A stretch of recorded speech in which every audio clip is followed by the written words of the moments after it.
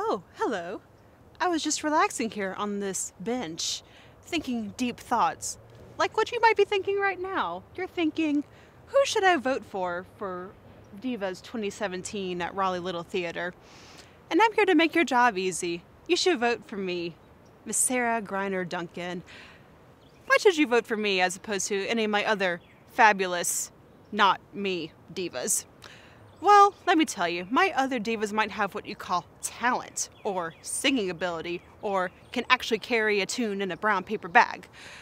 But you know what they don't have? They don't have an urge and a desire to create choreography when it is not needed. You know what?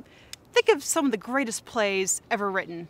Macbeth, A Doll's House, Doubt. They're interesting and compelling, albeit musicless. But you know what they need? Show tunes.